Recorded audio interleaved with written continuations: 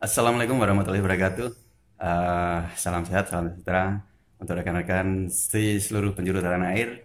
Semoga hari ini diberikan kesehatan, kelancaran, kemudahan dalam menjalankan aktivitas keseharian.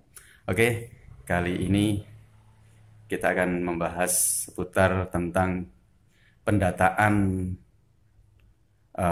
tenaga honorer non-ASN di tahun 2022. Seperti kita ketahui bahwa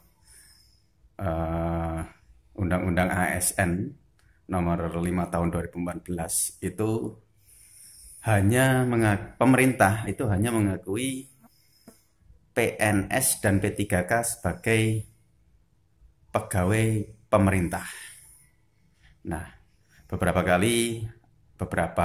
konten itu membahas terkait tentang status perangkat desa, status kepegawaian perangkat desa. Nah, sehubungan dengan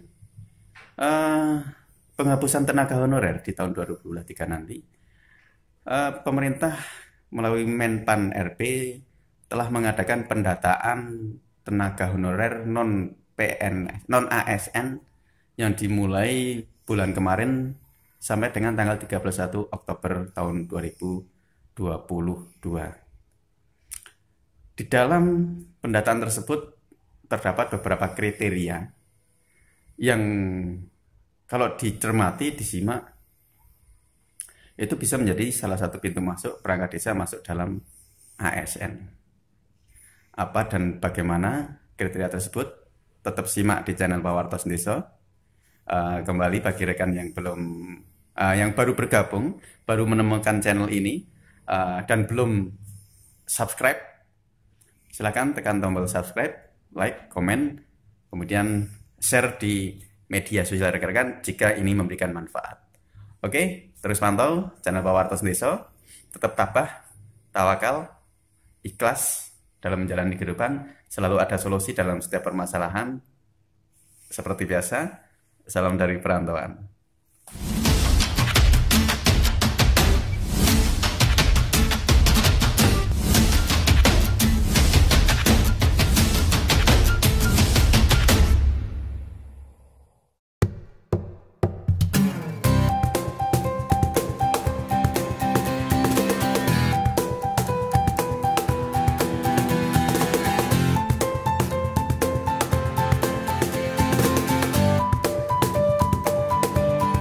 Pada tahun 2022, pemerintah mulai giat melakukan pendataan non-ASN setelah terbitnya Peraturan Pemerintah Nomor 49 Tahun 2018 tentang status pegawai di lingkungan pemerintahan. Dengan pendataan non-ASN bakal tidak ada lagi pegawai pemerintahan yang berstatus honorer baik itu di pusat maupun di daerah. Tujuannya tak lain untuk mengetahui pegawai pemerintahan yang aktif bekerja dan memenuhi syarat. Pendataan tenaga non-ASN 2022 dilakukan melalui portal resmi BKN di laman https://pendataan-nonas.bkn.go.id, dan batas akhir pendataan adalah tanggal 31 Oktober tahun 2022. Dikutip dari laman BKN, berikut pegawai yang bisa ikut pendataan. 1. Non-ASN pertama adalah yang datanya terdapat dalam database nasional Badan Kepegawaian Negara, BKN. 2. Pegawai non-ASN kedua adalah yang telah bekerja di instansi lingkungan pemerintah. Selain itu, untuk proses pendataan, harus memerhatikan syarat yang sesuai seperti tertuang dalam Surat Menteri PANRB No. B-511-M.SM, pukul 1/2022 tanggal 22 Juli tahun 2022, sebagai berikut. Masih aktif bekerja di instansi pemerintah. Mekanisme pembayaran honorarium berasal dari APBN untuk instansi pusat dan APBD untuk instansi daerah. Adapun 7 tenaga honorer yang tidak masuk dalam pendataan non-ASN tahun 2022 adalah sebagai berikut. 1. Pegawai non-ASN Badan Layanan Umum. 2. Pegawai non-ASN petugas kebersihan. 3. Pegawai non-ASN pengemudi. 4. Pegawai non-ASN satuan pengamanan. 5. Pegawai non-ASN dengan bentuk jabatan lainnya yang dibayarkan dengan mekanisme alih daya outsourcing. 6. Pegawai non-ASN dengan SK di atas tanggal 31 Desember tahun 2021. 7. Pegawai non-ASN yang tidak mempunyai masa kerja minimal 1 tahun dengan mekanisme pembayaran APBN/APBD.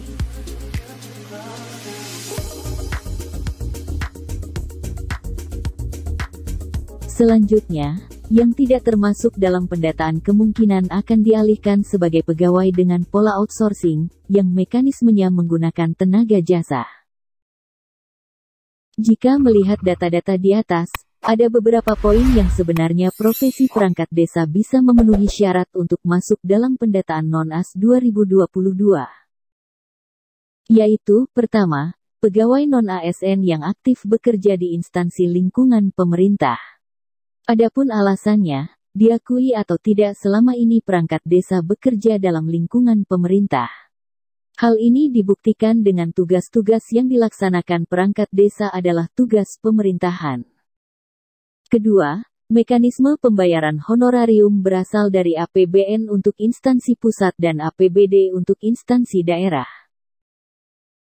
Perangkat desa menerima penghasilan tetap yang bersumber dari anggaran dana desa atau ADD, sementara ADD sendiri bersumber dari APBD kabupaten.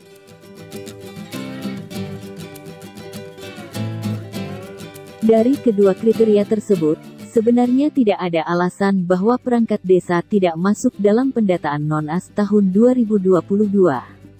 Dan yang pasti perangkat desa tidak masuk dalam 7 kriteria honorer yang tidak masuk dalam pendataan non-AS. Sekarang tinggal kemauan dan keinginan dari pemerintah sendiri, mau dibagaimanakan status kepegawaian dari perangkat desa.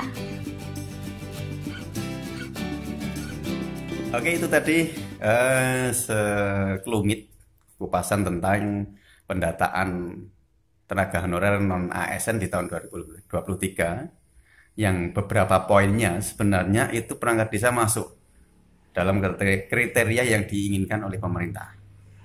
Nah, sekarang kembali ke pemerintah, mau dikemanakan status kepegawaian dari perangkat desa.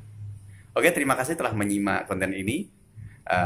Semoga telah memberikan manfaat, memberikan informasi. Mohon maaf apabila ada salah kata dalam penyampaian. Tetap semangat, tawakal, ikhlas dalam menjalani kehidupan. Selalu ada solusi dalam setiap permasalahan. Assalamualaikum warahmatullahi wabarakatuh. Salam dari perantauan.